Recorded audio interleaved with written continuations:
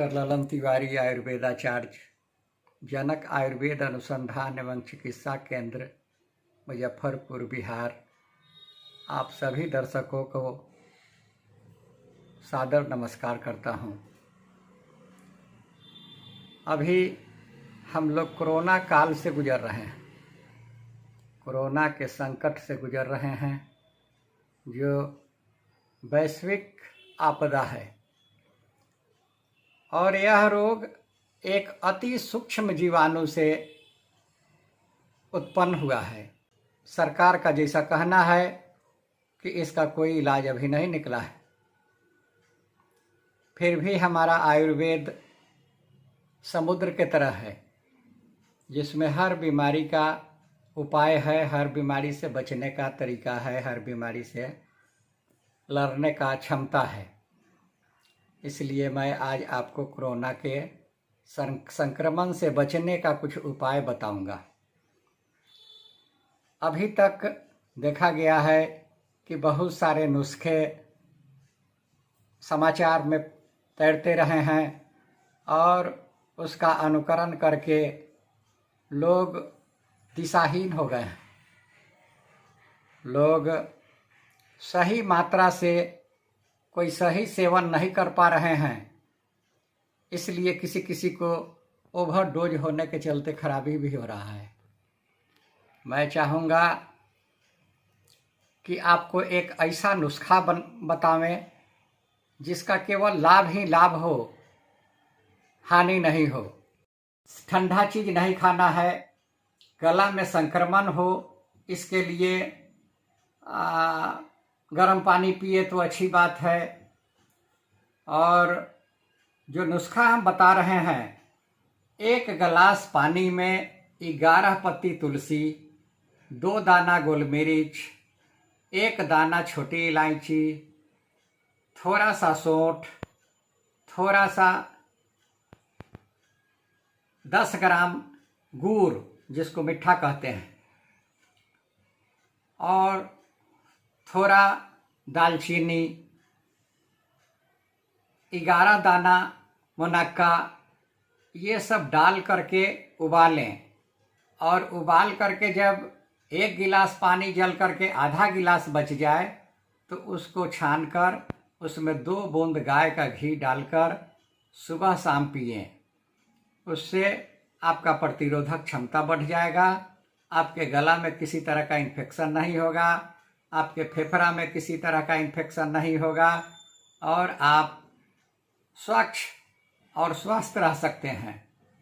दूसरी बात है कि जिनको ये सब करने का सुविधा नहीं हो, वे साथ में गोल मिर्च रखें और दिन भर में 5 बार 7 बार 10 बार एक गोल मिर्च मुंह में डाल करके जय बार याद आवे तय बार एक गोल मिर्च डाल करके चिबाते रहें, चूसते रहें। वो भी नहीं हो तो मुलेठी छोटा छोटा काट करके पास में रखें, एक छोटा टुकड़ा दिन भर में 3 बार 4 बार चिबा करके रस चूसें। उससे उसके साथ साथ तुलसी की पत्ती, 1 पत्ती चुटकी पर मसल करके और नाक से सूंघने से नाक द्वारा होने वाला इन्फेक्शन नहीं होगा। गोल मिर्च खाने से गला में होने वाला संक्रमण नहीं होगा और मुलेठी खाने से फेफड़ा में होने वाला संक्रमण नहीं होगा। ये तीनों बहुत ही महत्वपूर्ण हैं। साथ ही 1-2 दिन में देखा जा रहा है कि इटली से जो खबर आ रही है कि वहाँ के वैज्ञानिक और डॉक्टर वहाँ एक कोरोना के लाश को पोस्टमार्टम करके देखे हैं कि उसके नस में खून जमा हुआ था। तो ऐसा यदि है उसमें, तो उससे बचने के लिए हम लोगों को प्रतिदिन 1 गिलास सुसुम दूध में आधा चम्मच शुद्ध हल्दी का चूर्ण, 10 ग्राम गुड़ मिलाकर और रोज रात में सोने के समय पीना चाहिए। तो वैसा तरीका का यदि बीमारी होगा, उससे भी हमारी रक्षा हो सकती है। बचने के लिए सरकार द्वारा बताए गए सभी नियमों का पालन करना चाहिए, जैसे एक दूसरे से दूरी बना करके रखना, हाथ बार बार कोई काम करें हाथ धोएं, सैनिटाइजर का इस्तेमाल करें, मास्क लगा करके घर से निकलें। ये सब सरकार के निर्देशों का पालन एक कुशल नागरिक के तरह करना चाहिए।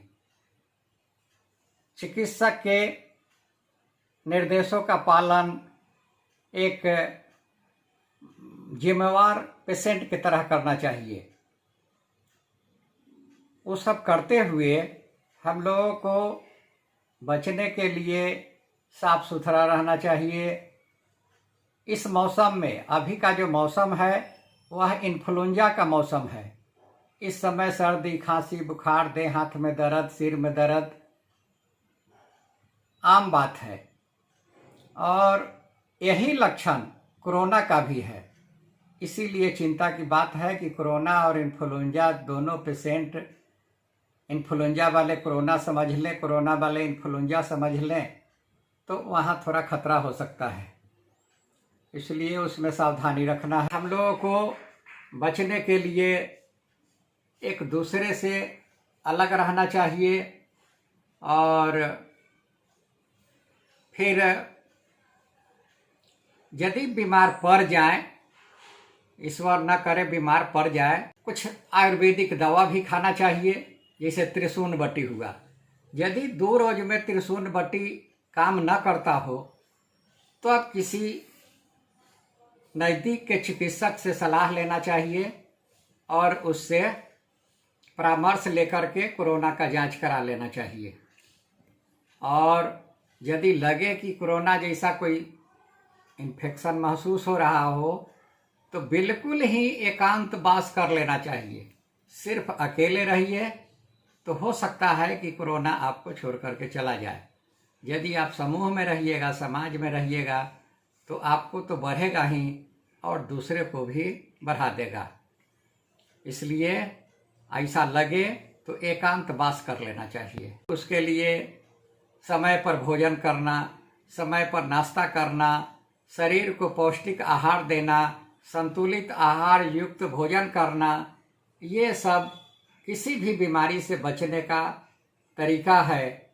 जब भी दुश्मन और रोग कमज़ोर पड़ने पर ही सताता है, इसलिए इससे बचने के लिए अपनी क्षमता को बढ़ाना होगा, अपने प्रतिरोधक क्षमता को बढ़ाना होगा, अपने ताकत को मजबूत रखना होगा। तब हम बीमारी से भी लड़ सकते हैं, दुश्मन से भी लड़ सकते हैं। यदि ये बात अच्छी लगे तो फिर हम आगे और दूसरे प्रश्न का भी जवाब देंगे। नमस्कार।